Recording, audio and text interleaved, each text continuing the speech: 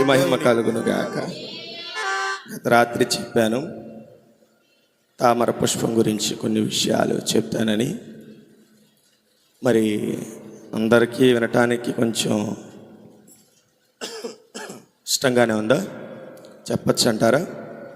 కొన్ని విషయాలు లోకంలో బ్రతుకుతున్నప్పుడు అన్నిటిని గురించి తెలుసుకోవాలి కదా. మనకు తెలిసిన వాటి గురించి తెలుసుకోవడమే పెద్ద ప్రాముఖ్యం కాదు. ఈ అనంత విషయంలో ఎన్నో వింతలు దాగున్నాయి కదండి. ఇది ఒక అనంత విశ్వం అంటే అంతం లేనిది.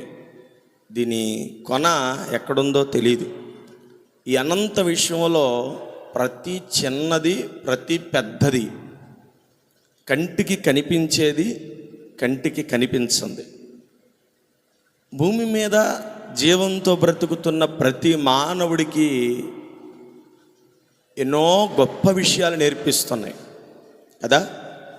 ఎన్నో గొప్ప విషయాలు నేర్పిస్తున్నాయి.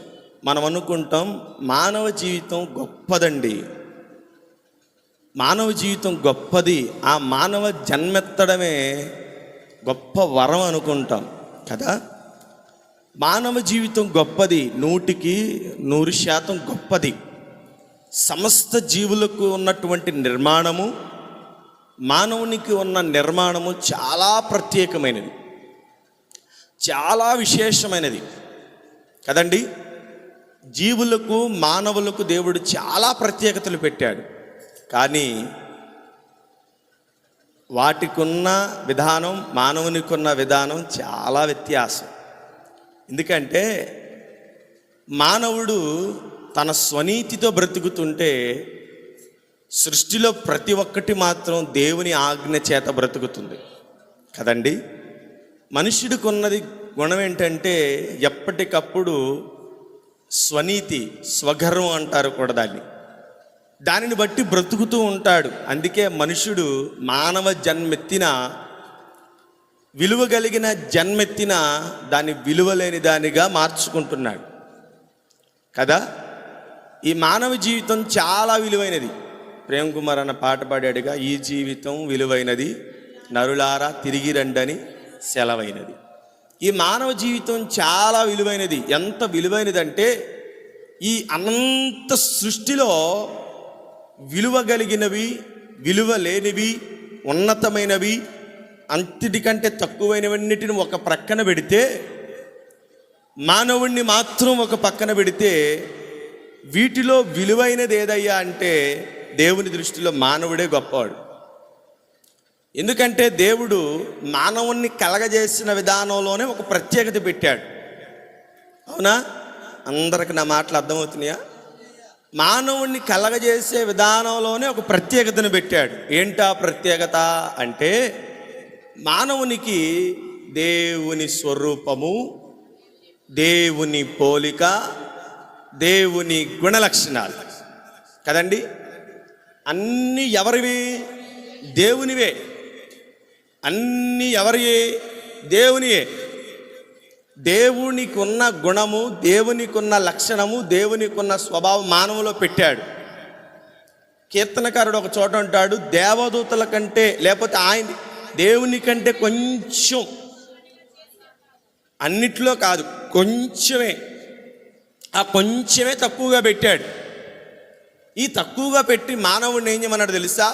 ఈ అనంత సృష్టిని ఏలు అన్నాడు, ఈ అనంత సృష్టిని ఏలమన్నాడు.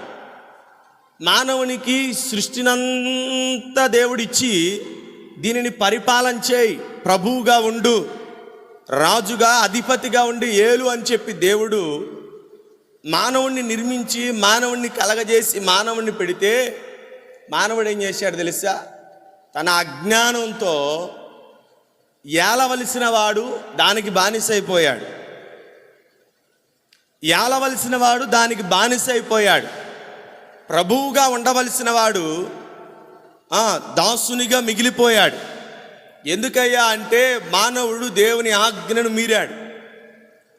ఈ సృష్టి మనకు చాలా పాఠం నేర్పిస్తుంది. అందులో ఈరోజు ఒక చిన్న విషయం. ఏంటి ఆ విషయం అంటే తామర పుష్పం. అందరికీ తెలుసా తామర పుష్పం? తెచ్చి చూపించడానికి ఇక్కడ అంత అవకాశం లేదు. చూపించండి అన్నారనుకోండి, చూపించడానికి అంత అవకాశం లేదు. ఎందుకంటే చెరువు దగ్గరికి వెళ్ళే ఓపిక లేదు, దాంట్లో దిగి తెచ్చే అంత సామర్థ్యం కూడా నా దగ్గర లేదు. దేవునికి మహిమ కలుగును గాక. తామర పుష్పపు యొక్క విధానం నన్ను చాలా ఆకట్టుకుంది. ఈ వాక్యం, ఈ మాట నేను ప్రతిరోజు ఉదయకాల సమయం ఉదయం ప్రార్థన వ్యక్తిగతంగా చేసుకుంటాం. తర్వాత నేను ఎక్కడికన్నా బయటికి వెళ్ళాలన్నా, ఏదైనా వెళ్ళాలన్నా ముందు నేను ఇంట్లో ఈ మధ్యన చేస్తున్నటువంటి విషయం ఏంటంటే కొద్ది నిమిషాలు ప్రార్థన చేసుకుంటా. ఆ ప్రార్థన చేసే విషయంలో 2 అంశాలు దేవుడు నాకు జ్ఞాపకం చేశాడు. మొదటిది రాత్రి చెప్పేశా, ఏంటది? వెనుకున్న వాటిని మరచాలి.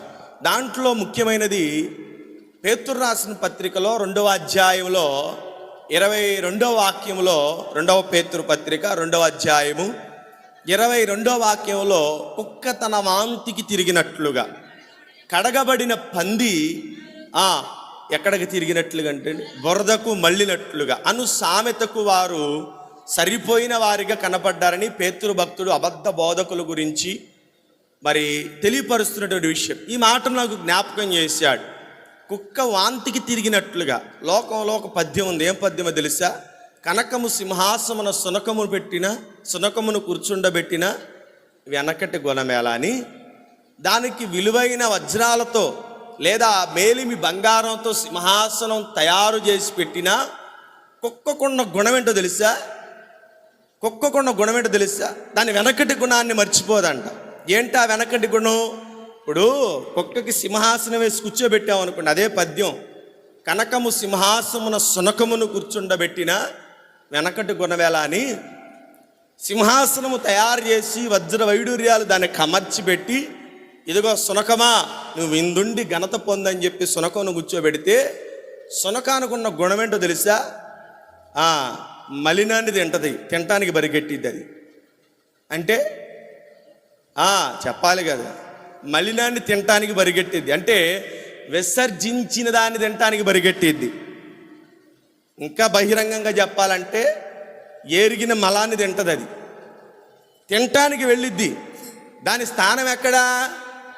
బంగారు సింహాసనం, విలువైన చోటు, విలువైనటువంటి దానికి ఘనత దేవుడి మనుష్యుడిస్తే ఏం చేసిందో తెలుసా? దాని వెనకటి గుణాన్ని మర్చిపోదంట. మనకు కూడా దేవుడు ఏమి ఇచ్చాడు? అదే పేతురు రాసిన మొదటి పత్రికలో 2వ అధ్యాయంలో 9వ వాక్యంలో రాయబడినటువంటి మాట, రాజులైన యాజక సమూహముగా దేవుడు మనల్ని చేశాడు. అంటే మనం ఎవరమి? రాజులం, యాజకులం, పరిశుద్ధ జనాంగము. దేవుని 4 విశిష్టతలు మనలో పెట్టాడు కదా. కానీ మనకున్న గుణం ఏంటో తెలుసా? అదే ఒక విధంగా చెప్పాలంటే, నేను అంత మాట అనను కానీ, ఒక విధంగా మన గుణం ఎలాంటిదంటే విసర్జించినదని, లేకపోతే అపవిత్రమైన దానిని, లేకపోతే మలినమైన దాన్ని తినటానికి, లేకపోతే దాన్ని అనుభవించడానికి పరుగులు తీస్తూ ఉంటాం. దేవుడి విషయాన్ని జ్ఞాపకం పెడుతూ ఈ మాట రాత్రి దేవుడు పంచుకోవడానికి కృపను అనుగ్రహించాడు. అదే మాట ప్రార్థన చేస్తుండగా దేవుడు మరొక మాట జ్ఞాపకం చేశాడు. తామర పుష్పమును గురించి విషయాలు జ్ఞాపకం చేశాడు. చాలా సెర్చ్ చేశా, ఏమి అంతగా పెద్దగా బైబిల్ గ్రంథంలో తామర పుష్పం గురించి రాయబడల. ఏబు గ్రంథం 40వ అధ్యాయం 22వ వాక్యంలో మాత్రమే ఖడ్గమృగమును గురించి విషయాలు తెలియపరుస్తూ, అది తామర పుష్పపు రేకుల క్రింద తన నివాసాన్ని లేదా తన నీడను ఏర్పాటు చేసుకుంటుందని మాట రాయబడింది. ఇంకా చాలా చోట్ల దొరికిద్ది అని ప్రయత్నం చేశాను కానీ అంతగా లేదు. కానీ ఈరోజు తామర పుష్పంలో విలువైనటువంటి విషయాలు చాలా దాగి ఉన్నాయి. ఉన్నాయా లేవా? ఉన్నాయంటారా? మీకు తెలుసా? మరి తెలిస్తే వాక్యం ఎందుకు? ఇంకా తెలుసు అన్నప్పుడు ఇక వాక్యంతో పనే ఉంది కదా. మీకు తెలిసింది కొంత, ఈరోజు దేవుడు ఇంకా కొంత తెలియపరచబోతున్నాడు. దేవునికి మహిమ కలుగును గాక. హల్లెలూయా, హల్లెలూయా. మొట్టమొదటిగా తామర పువ్వు యొక్క విశిష్టతలో మరి దానికి ఉన్న ప్రథమమైనటువంటి విశిష్టత ఏంటంటే, తామర పువ్వు అంట బురదలోను నీళ్ళల్లోనూ పెరిగిద్దంట. అది బురదలోను నీళ్ళలోను పెరిగిద్ది. అది పెరిగిన స్థలము, అది నిలిచే చోటు చాలా విచిత్రమైనది. ఏమండి? ఆ విచిత్రమైనటువంటి చోటు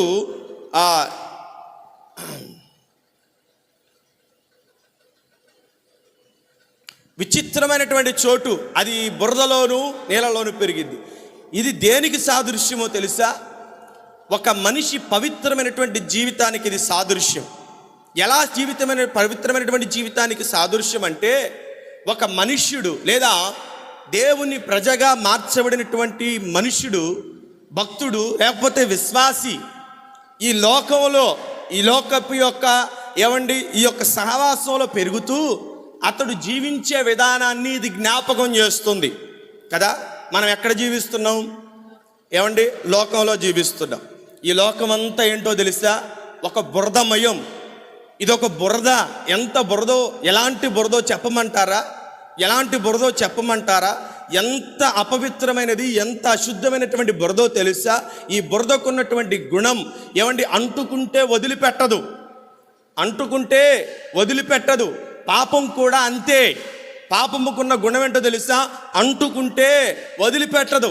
పాపము గురించి రాయబడినటువంటి మాట, పాపము నిన్ను పట్టుకుంటుందనే మాట, ఒక మాట మనకు తెలుసు కదా. పాపం ఏంటో తెలుసా? మనల్ని పట్టుకుంటుంది. ఒకసారి నువ్వు వెళ్ళి దాన్ని తాకావనుకో, మరలా పదే పదే వెళ్ళి దాన్ని తాకాల్సిన అవసరం లేదు. పదే పదే వెళ్ళి తాకాల్సినటువంటి అవసరం నీకు లేదు. ఒకసారి అంటుకున్నావు కదా, ఆటోమేటిక్గా అదే నేనేం చేస్తా తెలుసా? అతుక్కుపోతుంది. ఈ పాపం అంటుకున్న మనిషి ఎక్కడికి వెళ్ళినా కూడా ఏం చేస్తా తెలుసా? ఇది అతనితో పాటే తిరుగుతూ ఉంటుంది. అవునా? అతనితో పాటే తిరుగుతూ ఉంటుంది, అతనితో పాటే జీవిస్తూ, అతనితో పాటే కలిసి ఉంటూ ఉంటుంది. అతడు పడుకున్నా, లేచినా, నడిచినా ప్రతి విషయంలో, ప్రతి సమయంలో ఈ పాపం ఏం చేస్తే తెలుసా? మనుషుడికి అంటుకుంటూ ఉంటుంది. అందుకే వాక్య భాగంలో సామెతల గ్రంథంలో 1వ అధ్యాయంలో 10వ వాక్యంలో చక్కటి మాట రాస్తూ సామెతకారుడు అంటున్నాడు, నా కుమారుడా, పాపులు నిన్ను ప్రేరేపించక నువ్వు ఎలా ఉండాలో తెలుసా? ఒప్పొద్దు. అంటే దీని ఉద్దేశం ఏంటంటే, పాపులు నిన్ను ప్రేరేపించినప్పుడు, అంటే పాపము చేయడానికి మనుషులు నిన్ను బలవంతం పెట్టినప్పుడు నువ్వేం చేయాలో తెలుసా? ఒప్పవద్దు. నువ్వు సమాజంలోనే పెరుగుతున్నావు, సాతానుడు నివాసం ఉండి లోకంలోనే ఉంటున్నావు. పాప కార్యాలు, నీచ కార్యాలు, వ్యసన కార్యాలు, బహు అపవిత్రమైనటువంటి కార్యాలు జరిగే చోట నీ ఉన్నావు. కానీ ఏం చేయాలో తెలుసా? పాపము నీ కంటనివ్వకుండా, పాపము నిన్ను ప్రేరేపించినప్పుడు నీవు బలహీనుడివై పాపానికి లొంగిపోకుండా పవిత్రమైనటువంటి జీవితాన్ని జీవించే ఒక తామర పుష్పంగా నువ్వు ఉండాలి. అర్థమైందండి? తామర పుష్పంగా నువ్వు ఉండాలి. తామర పుష్పం వలె నీవు జీవించాలి. ఎలా జీవించాలి? 2వ పేతురు రాసిన పత్రికలోనే 2వ అధ్యాయంలో 8వ వాక్యంలో అక్కడ ఒక నీతిమంతుడు మనకు ప్రత్యక్షమవుతాడు. ఆ నీతిమంతుని గురించి రాయబడినటువంటి మాటలు కొన్ని మనం చదువుతూ ఉంటే అక్కడ అతని గురించి జ్ఞాపకం చేస్తూ అంటాడు. అమ్మా చదవండి. ఆ నీతిమంతుడు ఎవరి మధ్యన కాపురం ఉన్నాడు? సొదొమ గొమొర్రా ప్రజల మధ్య కాపురం ఉండి తాను చూచిన వాటిని బట్టి, వినిన వాటిని బట్టి, వారి అక్రమమైన క్రియల విషయమై దినదినము నీతి గల తన మనస్సును నొప్పించుకొనుచు వచ్చాడంట. ఎక్కడికి వచ్చాడు? ఇదిగో ఈనాటి ఇక్కడికి వచ్చాడు. ప్రియమైనటువంటి దేవుని ప్రజలారా, అతడు వారి మధ్య నివసిస్తున్నాడంట. ఎవరి మధ్యనో తెలుసా? సొదొమ గొమొర్రా ప్రజల మధ్య నివసిస్తున్నాడు. ఏంటి ఆ ప్రజలు? బురద లాంటి స్వభావం, నీచమైన, అసహ్యమైన, మలినమైన జీవితాన్ని కలిగిన వారి యొక్క స్వభావం. దేవాతి దేవుడే అబ్రహాము దగ్గరికి వెళ్ళి అబ్రహాముతో మాట్లాడుతున్నాడు. సొదొమ గొమొర్రాలు చేసిన ఆ పట్టణపు యొక్క పాపము ఆకాశమునంటిందంట. ఎక్కడికి వచ్చిందంటండి?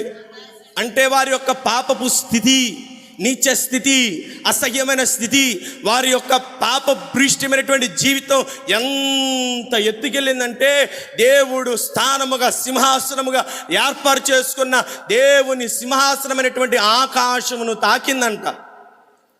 అంతటి భయంకరమైనటువంటి ఊబి ఆ బురద మధ్య ఈ యొక్క నీతిమంతుడైన లోతు ఒక తామర పుష్పంలాగా ఉన్నాడండి. తామర పుష్పంలాగా ఉన్నాడు. ఈ తామర పుష్పం ఏం చేసిందో తెలుసా? ప్రతి దినము తన చుట్టుపక్కల జరుగుతున్నది కళ్ళతో చూస్తున్నాడు. ప్రతిరోజు వార్తలు వస్తున్నాయి. యవన కాలంలో 18 సంవత్సరముల ఉన్న యవన ఆడబిడ్డను 80 సంవత్సరాల వయసుతో ఉన్న ఒక వృద్ధుడు పాడు చేస్తూ పొదల మాటున దొరికిపోయాడు. ఈ భయంకరమైనటువంటి వార్తలు వింటూ వస్తున్నాడు. ఏమండి, స్త్రీ పురుషులు తారతమ్యం లేకుండా, వయసుతో పని లేకుండా, వరసతో పని లేకుండా నీచమైన కార్యక్రమాలు చేస్తూ అపవిత్రపరచబడుతున్న జనుల గురించి వార్తలు వింటూ వస్తున్నాడు. భక్తిగా బ్రతకవలసిన వారు, పరిశుద్ధంగా ఉండవలసిన వారు, దేవునితో నిబంధన చేసుకోవలసిన ప్రజలు వ్యసనాక్రాంతులై బహిష్టముగా వారు పాపము చేస్తూ తిరుగులాడుతుంటే వారిని చూస్తూ ఉన్నాడు అతడు. రోజు రోజు జరుగుతున్న వికృతమైన కార్యక్రమాలు, జరుగుతున్న ఆ భయంకరమైనటువంటి పనులు, వరసతో తారతమ్యం లేదు, భర్త భార్య, భార్య భర్త తెలియక రహస్యాలు ఎన్నో జరిగిస్తూ ఉంటున్నారు. బిడ్డలు తల్లిదండ్రులకు తెలియకుండా నీచమైన కార్యక్రమాలు చేస్తూ ఉన్నారు. ఇవన్నీ చూస్తున్నాడండి లోతు. వీటి మధ్యనే తానున్నాడు, వీటి మధ్య తాను జీవితాన్ని కొనసాగిస్తున్నాడు. కానీ ఎలా బ్రతికాడో తెలుసా? రోజు తన మనస్సును నొప్పించుకుంటున్నాడంట. ఈ బురద నా కంటకోకుండా ఉంటే బాగుండు, ఈ నీచమైన కార్యక్రమాలు నా దగ్గరికి రాకుండా ఉంటే బాగు కదా. ఈ బురదమైనటువంటి లోకములో నువ్వు ఎలా ఉండాలని కోరుకుంటున్నాడు తెలుసా దేవుడు? నీవు ఈ లోకములోనే జీవించు, ఈ లోకములోనే ఉండు, కానీ ఈ లోకమును నీలోకి రానివ్వకూడదు. ఈ లోకాన్ని నీలోకి రానివ్వకూడదు.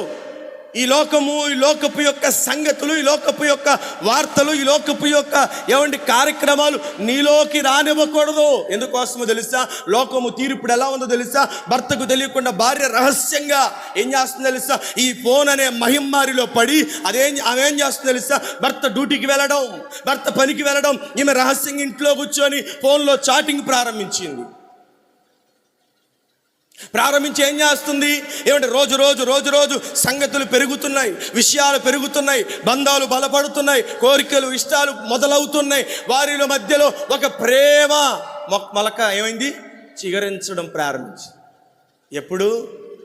ఇద్దరు బిడ్డల తల్లి, ఎప్పుడు తన ఒక ఇంటికి యజమానురాలు, ఎప్పుడు తన ఒక బాధ్యత కలిగిన స్త్రీ, ఆమెకు ఇప్పుడు ప్రేమ మొలకలు మొలకెత్తుతున్నాయి. ఈ లోకం బృదమయం కాదు, ఈ లోకం పాపమయం కాదు. నీవు ఎలా ఉండాలో తెలుసా? తామర పుష్పము వలె దాని కాండము, దాని వేరు ఎక్కడుంటుందో తెలుసా? బురదలో ఉంటుంది. కానీ కనీసం దాన్ని తాకదండి. క్రైస్తవుడు నీవు ఎలా జీవించాలో తెలుసా? నీ జీవితం లోకంలో ఎలా ఉండాలో తెలుసా? నీ జీవితం ఎలా ఉండాలో తెలుసా? లోకమునకు వేరై ఎలా ఉండాలో తెలుసా? మనము లోకమునకు వెలుగుగా ఉండాలని ఒక చోట, లోకమునకు ఉప్పుగా ఉండాలని ఒక చోట, లోకమునకు మనం ఎలా ఉండాలి చెప్పండి? చెప్పాలి. జ్యోతుల వలె మనము ఉండాలి. మన జీవితాలు అలా ఉండాలి. నిన్న మొన్నటిదాకా తాగావుగా, నిన్న మొన్నటిదాకా తిరిగావుగా, మాతోనే ఉన్నావుగా, ఇప్పుడేంట్రా మాతో రావట్లేదంటే ఇప్పుడు అతడు ఏమైపోయాడని అర్థం? అతడు ఆ సహవాసంలో నుంచి వేరుపడ్డాడు కదా. ఆ బురదలో దొర్లాడే మనుషుల యొక్క మనస్తత్వాల నుంచి తాను ఇప్పుడు వేరైపోయాడు. తాగినవాడు ఉన్నాడు చూసారా? ఆ తాగినవాడి యొక్క విషయం ఏంటో తెలుసా? వాడు తాగాడు అనుకో, వాడి యొక్క విధానం ఏంటో తెలుసా? ఎక్కడ పడతాడో తెలీదు, ఎక్కడ పడుకుంటాడో తెలియదు, ఎవరితో ఉంటాడో, ఏం తింటాడో తెలియదు. ఆ బురదలో, ఆ డ్రైనేజీ కంపులో, ఆ రోతలో తాను దొర్లుతూ ఉండి కూడా ఏమనుకుంటాడో తెలుసా? ఆహా, ఈరోజు నాకు పట్టు పాన్పు మీద సుఖమైన నిద్ర దొరుకుతుందిలే అనుకుంటా. ఆ బురదలో కూరుకుపోయిన వాడి జీవితం అలాగే ఉంటుంది. తాను ఏం చేస్తున్నాడో తనకు తెలియదు, తను ఏం మాట్లాడుతున్నాడో తనకు తెలియదు, తను ఎలా నడుచుకుంటున్నాడో తెలియదు. అందుకే వాక్యంలో రాయబడినటువంటి మాట, కాలము సంపూర్ణమైనది, దేవుని రాకడ సమీపించి ఉన్నది, అజ్ఞానుల వలె ఉండవద్దు, జ్ఞానుల వలె మెలుసుకొని ఉండండి. ఎందుకంటే ఈ లోకము బురద నిన్ను లాగి వేసుకునిద్ది. జాగ్రత్త. ఈ బురద నిన్ను ముంచి వేసిద్ది. నీ కంటుకుందనుకో, ఎక్కడికి వెళ్ళినా అది నీతోనే వస్తుంది. యోసేపు దాన్ని జయించాడు. ఏమయ్యాడు? యోసేపు దాన్ని జయించాడు. ఒంటరిగా పనులు సర్దుకునే, ఆ సామాగ్రి సర్దుకునే సమయంలో వచ్చి ప్రేరేపించగా ఏమన్నాడు తెలుసా? నా దేవునికి విరోధముగా నేను పాపమును కట్టుకొందునా, ఇట్టి కార్యము చేయుట నాకు దేవునికి ఇష్టం లేదని చెప్పి పాపమునకు దూరముగా పారిపోయాడా? అలాంటి జీవితం మనకు కావాలి. తామర పుష్పము అది మనకు నేర్పిస్తున్న మంచి గుణపాఠం అండి. అది ఎక్కడో ఏమండి చెరువుల్లో అది కనబడుతూ ఉంటుంది. అంత పెద్దగా ఆకర్షణీయంగా క్షమించండి, మనం అంత పెద్దగా పట్టించుకోం కానీ దానిలో చాలా విషయాలు దాగి ఉన్నాయి. ప్రియుడా, నీవు వర్ధిల్లిన కొరది అన్ని విషయాల్లో వర్ధిల్లమని యోహాను భక్తుడు గాయికి రాస్తున్నటువంటి పత్రికలో అన్ని విషయాల్లో మనం వర్ధిల్లాలి. ఎలా వర్ధిల్లాలో తెలుసా? మనం ఈ లోకములో జీవిస్తున్నప్పుడు మన జీవిత విధానం ఎలా ఉంటుందో పరిశీలన చేసుకోవాలి. ఎలా ఉంటున్నాం మనం? ఏ విధంగా ఉంటున్నాం? దిద్దుబాటు సరి చేసుకోవడం మన అసహ్యం అయిపోతుందా? లేకపోతే మనం పదే పదే దేవుని వాక్యాన్ని బట్టి, ఇదిగో దేవా నాలో ఈ మలినం చొరిందయ్యా, నాలో ఈ అపవిత్రత చేరిందయ్యా, నాలో ఈ పాపం చేరిందయ్యా, ఇదిగో నాలో ఉండకుండా నీ యొక్క శుద్ధ జలమును వాక్యమనే ఉదక స్నానముతో నన్ను కడిగి నాకు అంటుకున్న ఈ అపవిత్రతను పోగొట్టి పరిశుద్ధపరచి నన్ను నీతిమంతునిగా మార్చు, పరిశుద్ధునిగా మార్చు, రాజుగా యాజకుడిగా నన్ను మార్చయ్యా అని దేవుని సన్నిధిలో ప్రార్థించే ప్రార్థనా పరులు కరువైపోయారు. ఈ రోజున ప్రార్థించే మనసు లేదు. దావీదు దగ్గరికి ప్రవక్త వచ్చి చెప్పేదాకా దావీదు ఆ ఊబిలో ఆ బురదలో తాను డొల్లాడుతున్నాడన్న సంగతి దావీదు ఎరగలేకపోయాడండి. ఈనాడు దేవుని వాక్యం ఎంత బోధిస్తున్నా మనం ఏ స్థితిలో ఉన్నామో కూడా మనకి తెలియట్లేదు. బన్ను పొద్దున ప్రార్థన చేస్తాడు, దేవా మేము బల్లారాధన తీసుకుంటున్నాం, ఎందుకు తీసుకుంటున్నామో ఎలా తీసుకుంటున్నామో మాకు అవగాహన వచ్చేటట్లు చెయ్యయ్యా అని ప్రార్థన చేస్తాను. నువ్వు ఎందుకు తీసుకుంటున్నావు బల్లారాధన? ప్రభు సంస్కారంలో నువ్వు ఎలా ఎందుకు పాలు పంపులు, అసలు ఎందుకు పాలు పంపులు పొందుతున్నావన్న మాటలోనే చాలా విషయాలు, ఎందుకు పాలు పంపులు పొందుతున్నావు, ఏ కారణం చేత పాలు పంపులు, అసలు బల్లలో ప్రభు యొక్క సంస్కారంలో పాలు పంపులు పొందడానికి నీకు కలిగిన అర్హత ఏంటి, ఎందుకు పాలు పంపులు పొందుతున్నావు? ప్రియమైనటువంటి దేవుని ప్రజలారా, ఎందుకొరకో తెలుసా?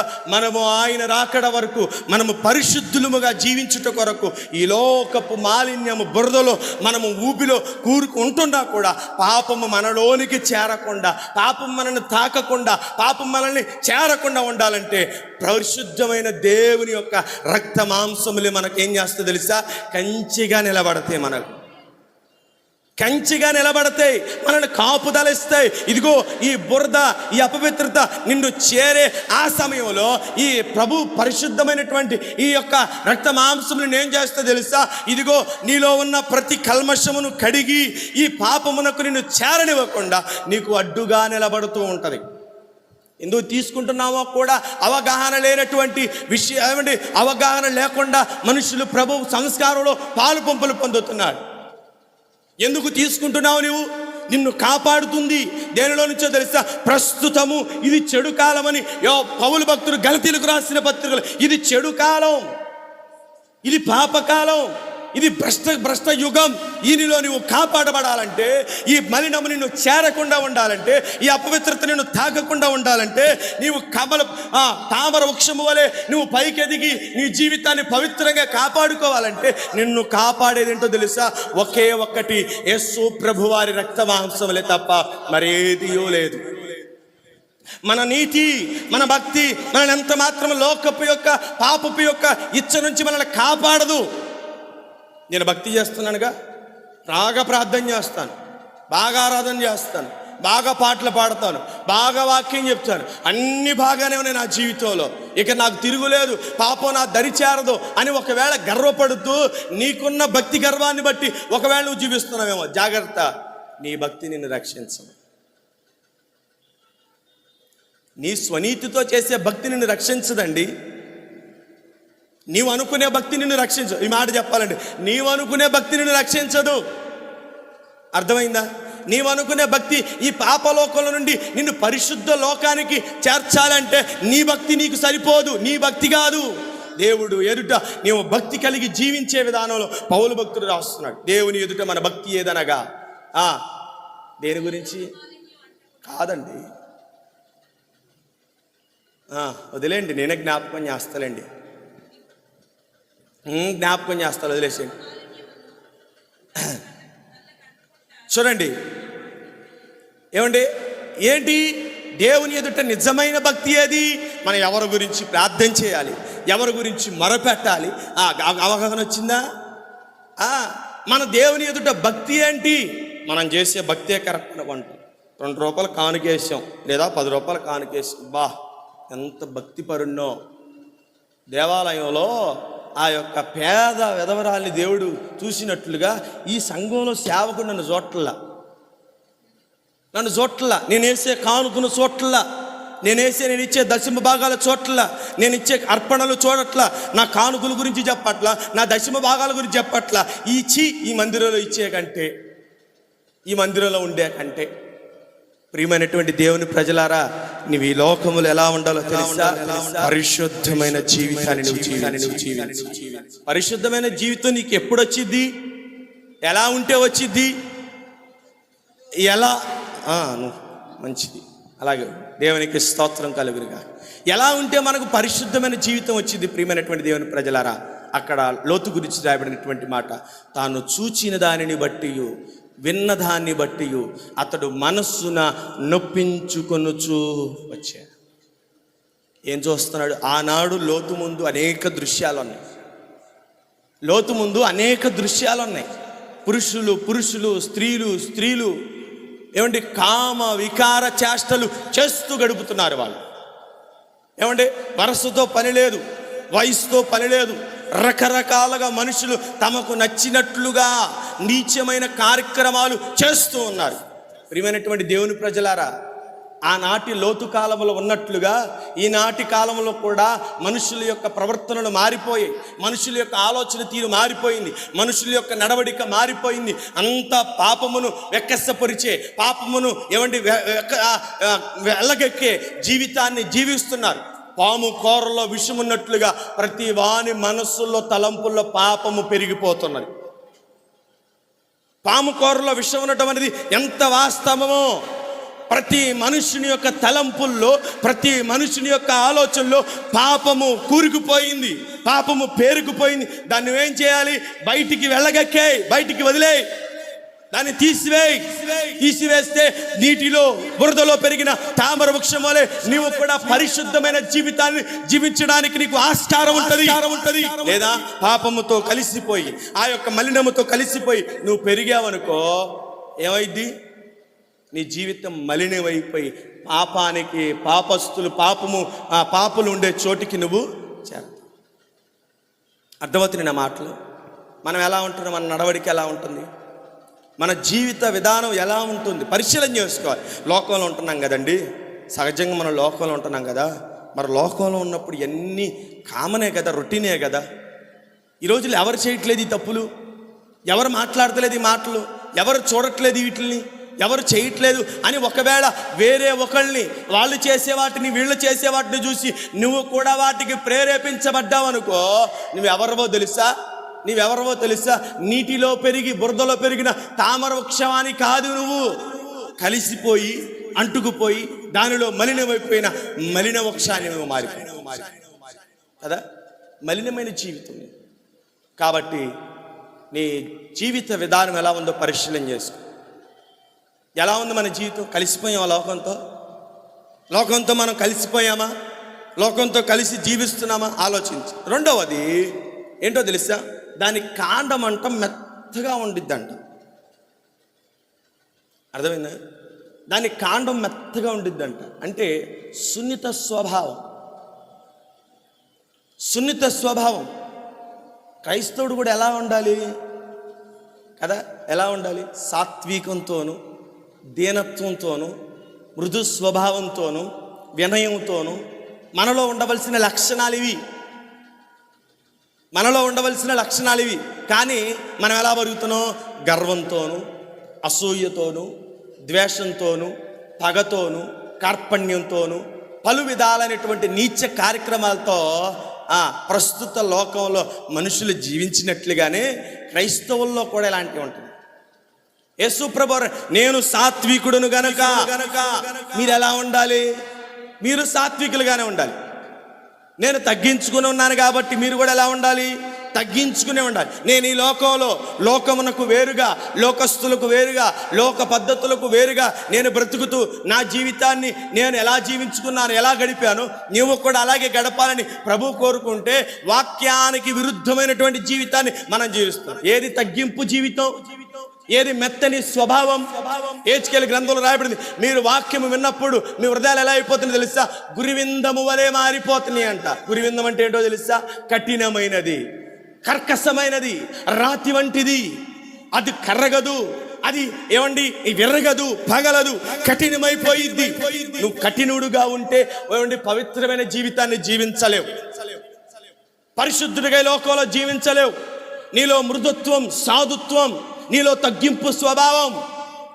ఆయన దీనుడై ఈ లోకానికి వచ్చాడు. ఆయన తగ్గించుకొని లోకంలో దీనత్వాన్ని అందరికీ కనపరిచాడు. మరి నీలో ఏముంటుంది? ఎక్కడ చూసిన కఠినమైన స్వభావమే కాదు, ఇంటిలో పిల్లల మధ్య, భర్త మధ్య, భార్య మధ్య, తోటి వారి మధ్య, సంఘంలో సేవకుల మధ్య, విశ్వాసుల మధ్య ఎక్కడ నీ సాధుత్వం, ఎక్కడ నీ తగ్గింపు జీవితం? పట్టుకుంటే రాళ్ల కంటే కఠినమైనటువంటి స్వభావాల్లో కనపడుతున్నాం మనం. ప్రియ దేవుని సంగమా, నువ్వు తామర వృక్షము వలె నువ్వు పెరగాలంటే, తామర వృక్షం వలె నీ జీవితం ఉండాలంటే, తామర వృక్షానికి ఉన్న గుణం మొదటిది ఏంటో తెలుసా? అది బురదలో ఉంటుంది, కానీ బురదను తన మీదకి రానివ్వదు, తన దగ్గరికి రానివ్వదు. నువ్వు కూడా అలాగే జీవించు. ఈ లోకంతో ఉన్నావు, ఈ లోక సహవాసం చేస్తున్నావు, కానీ ఎంత మాత్రము లోకము నీలోకి రానివద్దు. పడవ నీటిలోకి వెళ్ళిద్ది, అర్థమైందా? మెలుకున్నారా? పడవ నీటిలో వెళ్ళిద్ది, కానీ ఎంత మాత్రము పడవలోకి నీళ్లు రావు. ఎందుకని? ఒకవేళ వస్తే పైనుండాల్సిన పడవ కింద ఉంటుంది. అర్థమైందా? పైనుండాల్సిన పడవ, నీటి అలల మీద తేలాడాల్సిన పడవ నీటిని గనక తనలోనికి తెచ్చుకుందనుకో ఏమైపోతుందో తెలుసా? పైనుండాల్సింది కిందకు వచ్చేద్ది. ఇక దానికోసం వెతుకులాట, దానికోసం ప్రయాస, దానికోసం ఎంతో ధనాన్ని ఖర్చు పెట్టాలి. అదే పడవ గనక నీటిలో ఉండి నీటిని ఎంత మాత్రము తనలోనికి రానివ్వకుండా కాపాడుకుందనుకో ఏమైతే తెలుసా? చేరవలసిన గమ్యస్థానానికి సురక్షితముగా అది చేరి, అది నీటి అలల మీద అల్లాడుతూ, నీటి అలల మీదే తేలాడుతూ, నీటి అలల మీదే కదులుతూ ముందుకు ప్రయాణం సాగించింది తప్ప ఎంత మాత్రము ఇదిగో ఎలా వచ్చిందిగా నన్ను ముంచేయి, ఎలా వచ్చిందిగా నన్ను ముంచేయి అని అలలను ఆకర్షించదు, అలను కోరుకోదు. ఉప్పొంగిన కెరటాలను తనలోనికి రావాలని ఆకర్షించదు కదా. మనం ఎలా ఉండాలి? ఈ లోకంలో మనం బ్రతికేటప్పుడు ఎలా ఉండాలి తెలుసా? ఖర్జూరపు మట్ట వలె ఉండాలి. ఖర్జూరపు చెట్టుకున్న గుణం ఏంటో తెలుసా? ఆ కాండం ఉంది చూసారా, ఎదురు మొద్దు అంటారా, ఆ మొద్దుకున్న విధానం చూస్తే అది చెంకులుగా కత్తిల్లాగా ఉంటాయి. ఎవడన్నా సాహసించి కొబ్బరి చెట్టు ఎక్కినట్లుగా, మామిడి చెట్టు ఎక్కినట్లుగా, లేకపోతే రకరకాల చెట్లు ఎక్కినట్టుగా, తాటి చెట్టు ఎవరిని ఎక్కుతారా? సాహసించి ఎవరిని ఎక్కుతారా? తాటి చెట్టు కాదు, ఏమంటే ఈత చెట్టు ఎవరైనా సాహసించి ఎక్కుతారా? ఇదిగో పైకి ఎక్కాలి, ఆ కొమ్మలతో ఆటలాడాలి, దాని మీద ఉన్నవి తీసుకురావాలని చెప్పి సాహసించి ఈత చెట్ల దగ్గరికి వెళ్తారా? వెళ్ళి పొరపాటుని ఎక్కితే జారి అక్కడి నుంచి కిందకు వస్తే ఏముండదు. ఒంటిపైన కప్పిన చర్మం ఏమైంది? పెచ్చులు ఊడిపోద్ది. క్రైస్తవుడి జీవితం ఎలా ఉండాలి తెలుసా? పాపమునకు కఠినముగా, దేవుని పిల్లలకు, దేవుని పరిశుద్ధ స్థలానికి సాధుత్వమైనటువంటి జీవితము జీవించాలి. అపోస్తున్నటువంటి పౌలు అంటాడు, మేము మీ వద్ద ఎలా ఉంటామో తెలుసా? సాధువులమై ఉంటుంది. స్తన్యనిచ్చు తల్లి తన పిల్లలను, సొంత పిల్లలను గారవిడిచినట్లుగా, ఒక సన్యమిచ్చు పాలిచ్చు తల్లి తన పిల్లల ఎదుట ఎంత మృదుత్వాన్ని, ఎంత ప్రేమను, ఎంత తగ్గింపు జీవితం కలిగి ఉంటుందో, ఇదిగో విశ్వాసులమైన మీ ఎదుట మేము, సేవకులమైన మేము ఎలా ఉంటున్నామో తెలుసా? పాలిచ్చు తల్లి తన బిడ్డల ఎదుట ఎలా ఉంటుందో మేము అలాగూ సాధులమైపోయాం, తగ్గించుకున్నాం. ఎందుకయ్యా ఈ తగ్గింపు? ఇది క్రీస్తులోనే ఉంది. క్రీస్తు తగ్గించుకున్నాడు కాబట్టే ఆయన తన యొక్క స్థితిని తగ్గించుకొని తన పైబట్ట కప్పిన పై వస్త్రము తీసి నడుమునకు తువాలు కట్టి శిష్యుల పాదాలు కడగడానికి దిగిపోయాడు ఆయన. మనం చిన్న విషయం వస్తే తగ్గే ప్రసక్తే లేదు మన జీవితంలో. దేనికి తగ్గం? మన హృదయం కఠినమైపోయింది. ఫరోను గురించి రాయబడినటువంటి మాటలో ఫరో హృదయం కఠినమైపోయింది. ఒక సందర్భం కాదు, ఒక విషయం కాదు, అయినప్పటికీ అనే విషయాలు పదే పదే వాడుతూ ఫరో హృదయం కఠినమైపోయింది కదా. మన హృదయాలు కూడా కఠినమైపోతున్నాయి. మరి జ్ఞాపకం పెట్టుకొని మనం జీవించాలి. మూడవదిగా, తామర పుష్పం నీటిలో ఉన్నప్పుడు లేకపోతే ఆ నీళ్ళలో ఉన్నప్పుడు అది సూర్యుని కాంతికి ఆ కాంతి వైపు తిరిగి వికసించిందంట. హలో, దేవునికి స్తోత్రం కలుగు. వింటున్నారా? చెప్పచ్చంటారా? హల్లెలూయా, దేవునికి మహిమ కలుగునుగాక చెప్పచ్చంటారా? మూడవ విషయానికి వచ్చేసరికి తామర పుష్పం నీళ్ళల్లో ఉన్నప్పుడు సూర్యుని కాంతికి ఏం చేసింది? వికసించింది. అదే తామర పుష్పం నీళ్ళల్లో నుంచి బయటకు వచ్చింది అనుకో, ఏ సూర్యుని ప్రకాశానికి వికసించిందో అది నీళ్ళలో నుంచి బయటికి రాగానే అదే సూర్యుని కాంతికి వాడిపోయిందండి. ఇక అది వాడిపోయింది. సూర్యుని కాంతి తన మీద పడడంతోడనే ఇక అది వాడిపోయి ముడుచుకుపోయి. మనం ఎలా ఉండాలి? అందుకే యోహాను భక్తుడు మాట రాస్తూ 15వ అధ్యాయంలో 4వ వాక్యం చూడండి. యోహాను స్వార్త 15వ అధ్యాయం.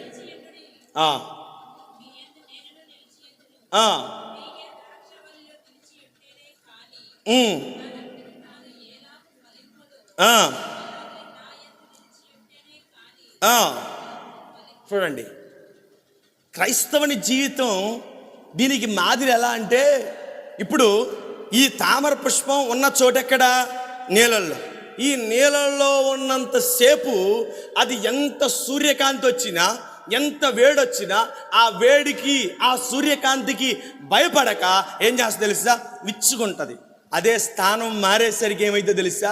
ఏ సూర్యుని కాంతి తన వికసింపజేసిందో అదే సూర్యుని కాంతి తనని మాడిపోయేటట్లుగా చేస్తుంది. మనం ఎలా ఉండాలో తెలుసా? మన జీవితం ఎలా ఉండాలో తెలుసా? మన జీవితాలు క్రీస్తులోనే మనం నాటబడాలి. క్రీస్తులోనే మనం జీవించాలి. క్రీస్తుకు వేరైన ఏ కొమ్మైనా, క్రీస్తుకు వేరైన ఏ చెట్టైనా, క్రీస్తుకు వేరైన ఏ ఏరైనా లోకమే తనకు శత్రువుగా మారిపోయి ఏమైందో తెలుసా? వాడిపోయేటట్లుగా, ఎండిపోయేటట్లుగా, రాలిపోయేటట్లుగా చేస్తాడు. నువ్వు దేవునికి వేరే బ్రతకకూడదు. దేవునిలోనే నిలిచి ఉండాలి. దేవునితోనే నిలిచి ఉండాలి. అపోస్తలుడైన పౌలు అన్నాడు, బ్రతుకుట క్రీస్తు కొరకే, చావైతే నాకు లాభం. నేను బ్రతికితే మీ కొరకు, మీ పరిచయం మీ కొరకు, దేవుని పరిచయం, దేవుని స్వార్థను ప్రకటిస్తా. నేను చనిపోతే వెంటనే ఎక్కడికి వెళతాను? దేవుని యొద్దకు ఉండుటకు నేను ఆయనతో ఉండాలని నా కోరిక, ఆయనతో జీవించాలని, ఆయనలో మిళితమైపోవాలి మనం కదా. ఆట ఉంది, గుర్తుకొచ్చింది ఎవరికైనా? ఆడచ్చుగా. మరి అందరూ ఒకసారి ఒక చరణం పాడదాం.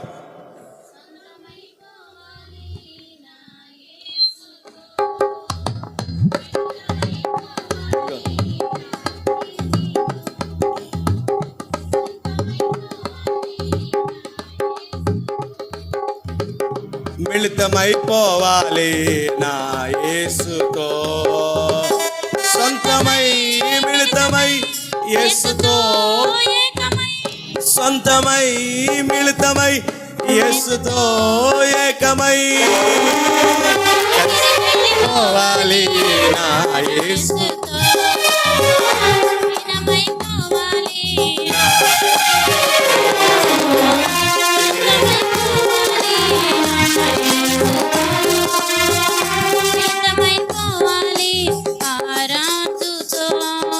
నా ప్రియుడు నా కొరకు కొరకు చేతులు చాచి నా ప్రియుడు కల్వరిలో బలియాయనే. నా ప్రియుడు నా కొరకు చేతులు చాచి నా వరుడు కలువరిలో బలియాయెను. బలి అయిన వానితో నా జీవితం అర్పించుకొనుటే నా ధర్మము. బలి అయిన వానితో నా జీవితం అర్పించుకొనుటే నా ధర్మము. ధర్మము మర్మము యేసుతో జీవితం. ధర్మము మర్మము యేసుతో జీవితం. ఎగిరి వెళ్ళిపోవాలి నా యేసుతో, లీనమైపోవాలి నా ప్రేమలో. ఎగిరి వెళ్ళిపోవాలి నా రాజుతో. లీనమైపోవాలి ఆ ప్రేమలో. హల్లెలూయా. ఏమైపోవాలి? దేవుని ప్రేమ అనే వనములో, దేవుని ప్రేమ అనే ఆ యొక్క పొలములో నువ్వేం చేయబడాలి తెలుసా? నాటబడి, లేకపోతే దేవుని వనం అనే ప్రేమలో నువ్వు వేరు తన్ని నిలిచి ఉంటే, దేవునిలో నిలిచి ఉంటే నువ్వేం చేస్తావో తెలుసా? ఎదురొచ్చే ఏదైనా సరే దాన్ని జయించగలం కదండి. నాలో నిలిచి ఉంటేనే ఏ కొమ్మైనా అది కాపు కాస్తుంది. ఏమంటే నాలో నిలిచి లేకుండా ఉంటే ఏమైపోతుంది తెలుసా? అది పెరికి వేయబడి ఎండిపోయి ఏమైపోయింది? అది పొయ్యలోకి వెళ్ళిపోయిద్దంట. తామర పుష్పం కూడా అంతే. నీ జీవితం ఎలా ఉండాలో తెలుసా? క్రీస్తుతో లీనమైపో, క్రీస్తుతో కలిసిపోవాలి. నేను ఆయన, ఆయన నేను వేరన్నట్లుగా కాకుండా నేనేమై ఉన్నానో, ఏంటండి నేనేమై ఉన్నానో అది క్రీస్తు వలనే. నేను క్రీస్తు ద్వారానే, క్రీస్తు వలనే బ్రతుకుతున్నాను, క్రీస్తు వలనే జీవిస్తున్నాను, క్రీస్తులో జీవిస్తున్నాను. ఇప్పుడు క్రీస్తుతో కలిసిపోయి మిళితమైపోయి క్రీస్తులో నువ్వు జీవిస్తే నీ జీవితానికి ఏంటి?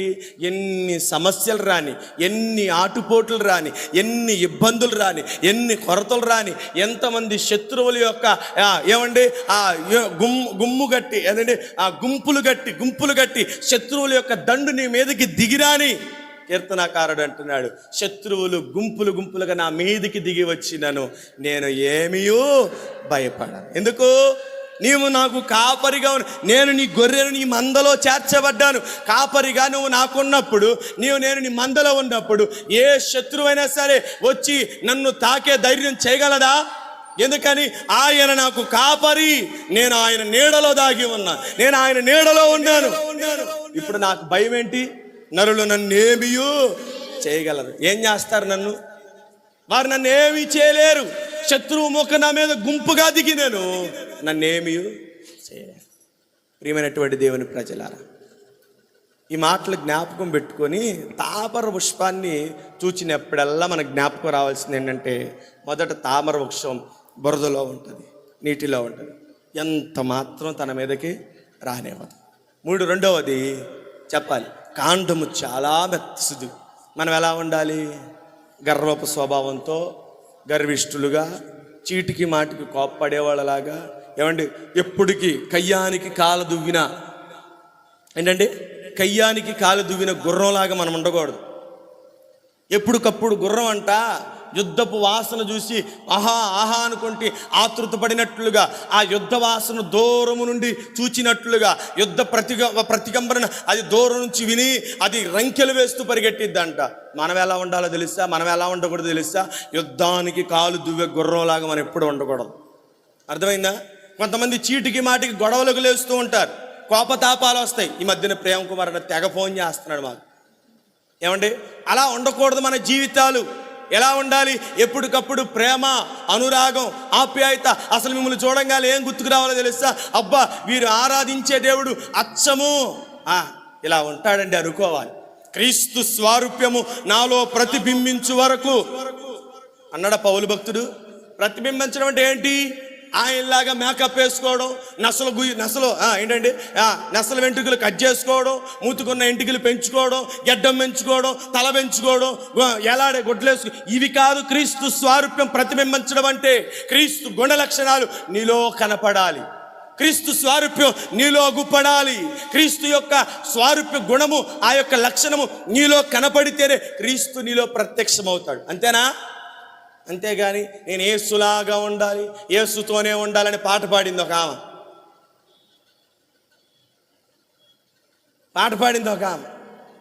యేసులాగా ఉండాలని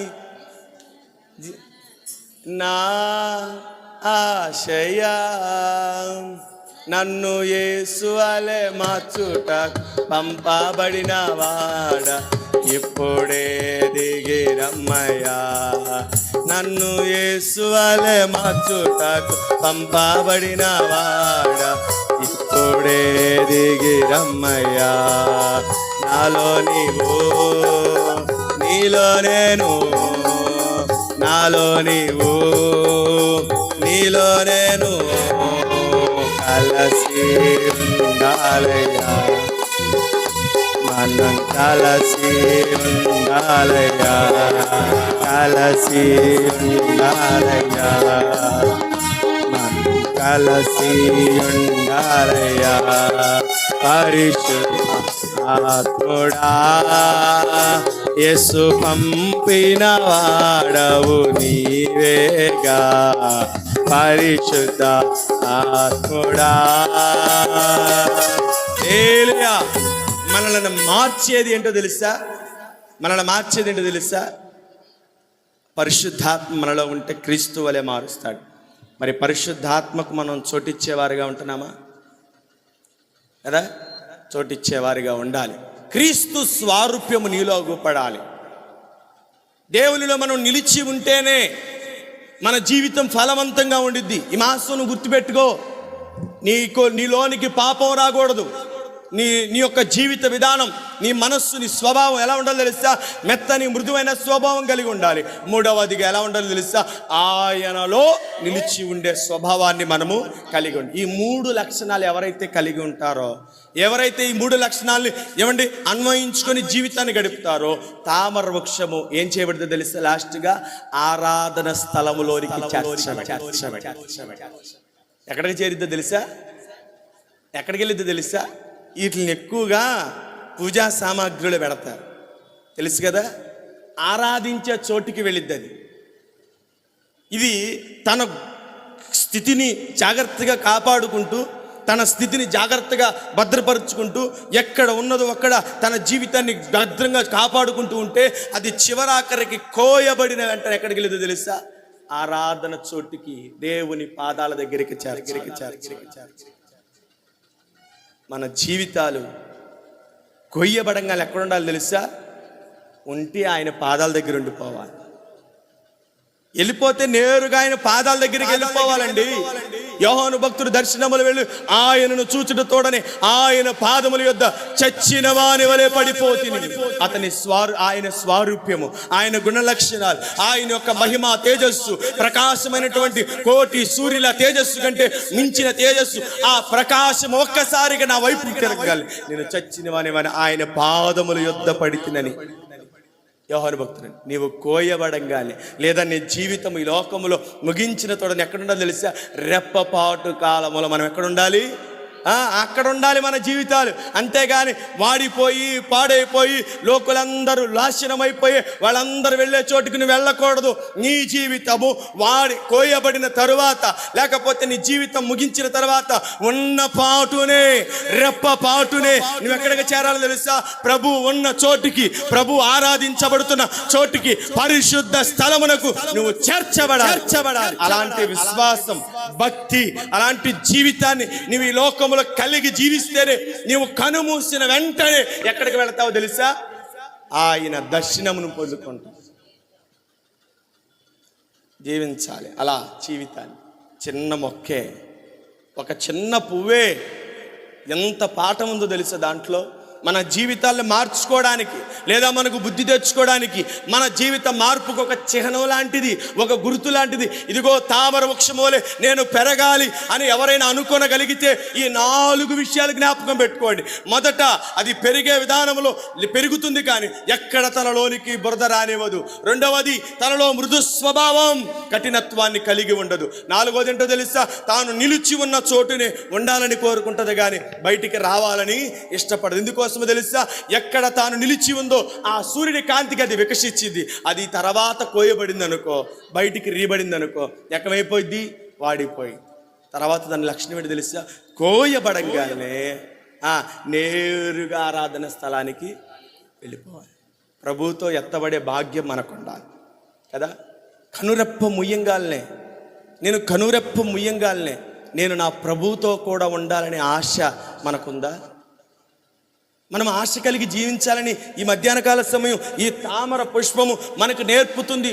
అనుకో, నువ్వు మనస్సులో అనుకో, లేదా నువ్వు బలంగా దేవుని సన్నిధిలో మాట్లాడు. దేవా, నేను కోయబడంగానే లేదా నా జీవితం ముగియంగానే నేను రెప్పపాటున ఉన్న ఫలంగానే నీ యొద్దకు చేరిపోవాలి ప్రభా, నీ పాదాల చెంతకు చేరిపోవాలి. ఓ ధనవంతుడు లాజరు ఇద్దరు చనిపోయి ఉన్న ఫలంగా వారు, అయ్యా లాజరేమో నీ యొక్క అబ్రహాము రొమ్మున విశ్రాంతి స్థలానికి చేరాడు. ధనవంతుడు ఎక్కడికి వెళ్ళాడు? నేను అలా ఉండకూడదు. నేను కోయబడంగానే వెళితే నేరుగా నీ పాదాల దగ్గరికే రావాలి. ఆరాధించు చోటికి వెళ్ళిపోయింది. ఏమండి, ఆరాధించబడే ఆ యొక్క దేవుని పాదాల దగ్గర తన జీవితాన్ని అర్పణంగా పెట్టేస్తే, ఇదిగో దేవా, ఈ లోకంలో నేను నీకు గుర్తుగా, నీకు మాదిరిగా, నీకు విధేయతగా నేను బ్రతికాను. ఇదిగో నా జీవితము ప్రాణార్పణముగా పోయబడి. ఇదిగో దేవా నా జీవితం, ఆపాదమస్తకం నీకంకితం. ఇదిగో దేవా నా జీవితం, ఆపాదమస్తకం నీకంకితం. శరణం నీ చరణం,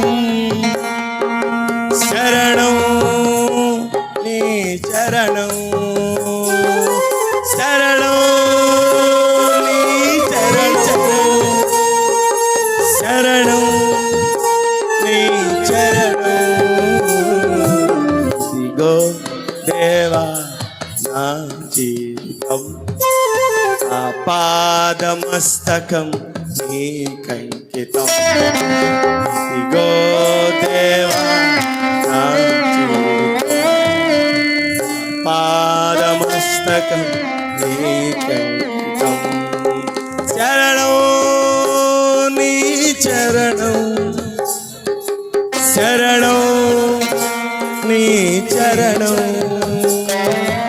శరణం నీ చరణం, శరణం నీ చరణం. ఇదిగో దేవా నా జీవితం, పాదమస్తకం నీకంకితం. కదా, ఎంత ధన్యమో కదా మన జీవితం, ఎంత అద్భుతమో కదా ఒక పువ్వు యొక్క గుణం. మరి మన జీవితాలు ఈ మధ్యాహ్న కాల సమయం నీ కళ్ళ ముందు ఒక పువ్వును పెట్టి దేవుడు మాట్లాడాడు. ఇది పువ్వు, దీని వెల ఎంతో తెలియదు, దీని ఖరీదు ఎంతో తెలియదు. ఒకవేళ 20 ఉండొచ్చు, 30 ఉండొచ్చు, 100 ఉండొచ్చు. దాని ఖరీదు ఎంతైనా కానివ్వండి, కానీ దాని జీవితపు విలువ కొనలేనిది కదా. దాని జీవితపు విలువ కొనలేనిది. నీవు కూడా ఎలా ఉండాలో తెలుసా? లోకంలో నీ జీవితాన్ని తూచితే వెళ్ళకట్టలేనంత జీవితము నువ్వు కలిగి అలా జీవించాలనే ప్రభువుని ఇష్టపడి ఈ మధ్యాహ్న కాల సమయం నీతో మాట్లాడుతున్నాడు కదా. ఆయన పాదాల దగ్గరికి నువ్వు ఉన్న ఫలంగా వెళ్ళిపోవాలి. కొయ్యబడిన తోడనే అది ఆ నీళ్ళలో నుంచి తెంపి ఎక్కడ తీసుకెళ్తారు? నేరుగా చెప్పండి, ఆ ఆరాధించబడేటువంటి ఆ దేవుని యొక్క పాదాల దగ్గరికి చేర్చబడి. ప్రియమైనటువంటి దేవుని ప్రజలారా, ఈ మధ్యాహ్న కాల సమయం దేవుడు నీతో మాట్లాడిన విలువైనటువంటి మాటలు నువ్వు విన్నావు కదా. మరి నువ్వు ఎలా ఉండాలని కోరుకుంటున్నావు? ఏ విధంగా జీవించాలని కోరుకుంటున్నావు? నీవు ఇష్టపడితే ఈ మధ్యాహ్న